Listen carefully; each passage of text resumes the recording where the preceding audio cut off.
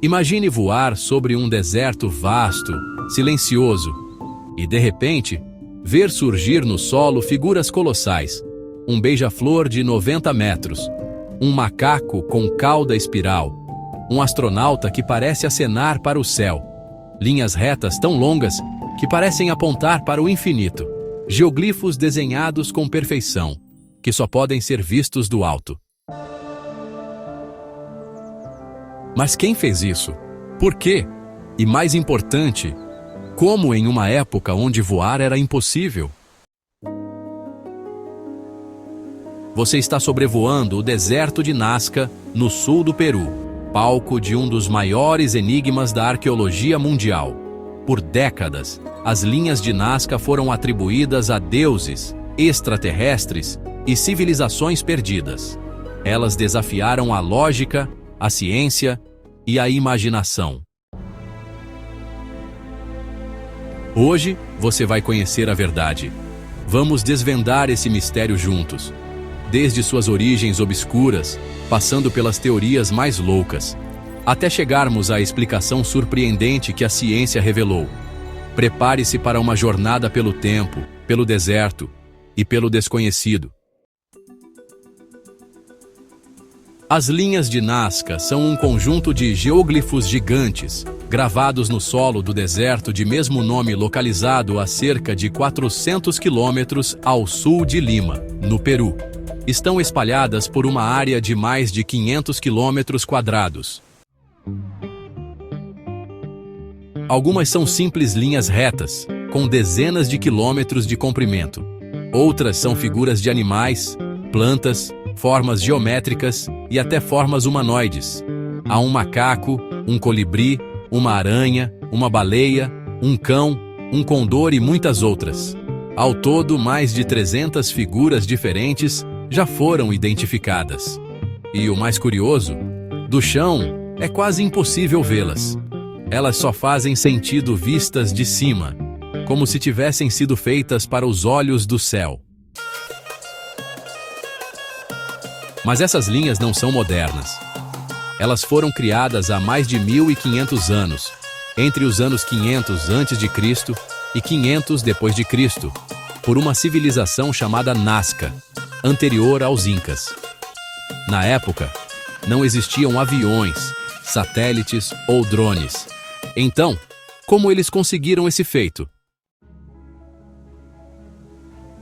Antes de entrarmos nas explicações científicas, precisamos explorar as teorias que surgiram ao longo do tempo, algumas brilhantes, outras verdadeiramente bizarras. Desde que foram redescobertas em 1927 por um arqueólogo peruano chamado Toribio Mejia Gespe, as linhas de Nazca provocaram alvoroço. Mas foi na década de 1940, com os primeiros voos comerciais sobre o deserto, que o mundo ficou fascinado. Pilotos começaram a relatar formas gigantescas vistas do alto, desenhos impossíveis no meio do nada. E foi aí que começaram as especulações. Alguns afirmavam que as linhas eram pistas de pouso para naves alienígenas. Outros diziam que eram mensagens para os deuses, um tipo de linguagem cósmica desenhada com a esperança de ser vista do céu. Houve ainda quem dissesse que eram um calendário astronômico gigante, usado para prever eclipses, chuvas ou movimentos estelares.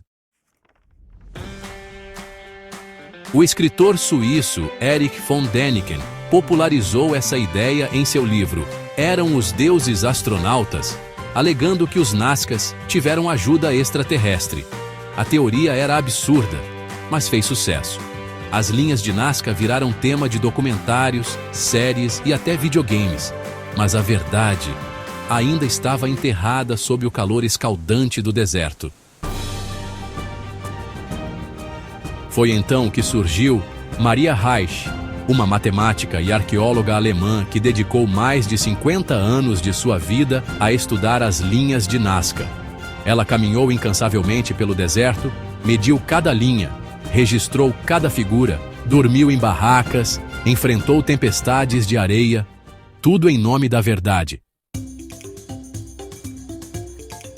Maria acreditava que as linhas tinham um propósito astronômico. Segundo seus estudos, algumas linhas apontavam para posições do Sol durante o solstício de inverno ou verão, ou para o surgimento de constelações importantes. Seu trabalho foi essencial para proteger o local, que em 1994 foi declarado Patrimônio Mundial da Humanidade pela Unesco. Mas ainda assim, não era o suficiente para explicar como os Nazcas criaram essas obras tão perfeitas. E por quê? A pergunta que ecoava entre arqueólogos era: como um povo sem acesso à tecnologia moderna conseguiu criar desenhos tão gigantescos e precisos sem enxergá-los do alto? Durante muito tempo, pensou-se que seria impossível. Mas os próprios Nazcas deixaram pistas, literalmente, no solo. Os geóglifos foram criados com uma técnica engenhosa. O solo do deserto de Nazca é coberto por uma camada de pedras escuras, oxidadas pelo sol. Ao remover essas pedras, o que aparece por baixo é um solo mais claro, amarelado.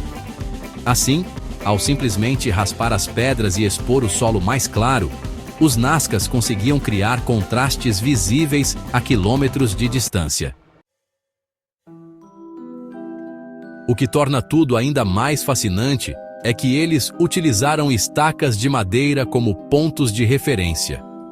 Essas estacas, encontradas fincadas no solo ao longo das linhas, mostram que eles tinham domínio de matemática, simetria e geometria. Eles desenhavam figuras menores no chão e depois as ampliavam, usando um sistema de grades, algo semelhante ao que artistas renascentistas fariam séculos depois. Ou seja, sem máquinas, sem aviões, sem tecnologia digital, eles conseguiram criar verdadeiros monumentos gráficos, com precisão milimétrica. À medida que novas escavações e estudos se intensificaram no século XXI, especialmente com a ajuda de drones e satélites, arqueólogos começaram a encontrar algo ainda mais revelador: vestígios de cerimônias religiosas próximas às linhas. Fragmentos de cerâmica, oferendas e estruturas cerimoniais sugeriam que os desenhos eram mais do que simples arte ou marcações astronômicas. Foi então que uma teoria mais concreta começou a emergir. As linhas de Nazca não eram apenas símbolos. Eram rotas sagradas, usadas em rituais para pedir chuva, fertilidade e proteção. Lembre-se, os Nazcas viviam em um dos ambientes mais secos do planeta, um deserto quase sem chuvas, onde a sobrevivência dependia do controle das águas subterrâneas. Algumas linhas apontam para fontes de água, como poços naturais e aquíferos. Outras pareciam ser trilhas cerimoniais, caminhos por onde os sacerdotes caminhavam em rituais. Os desenhos de animais, como o beija-flor e o macaco, estavam ligados à natureza, à agricultura e ao ciclo das chuvas. Nesse contexto, os geóglifos funcionavam como uma forma de comunicação com os deuses, uma oração gigantesca esculpida na terra. Nos últimos anos, com o avanço da tecnologia, novas descobertas vieram à tona.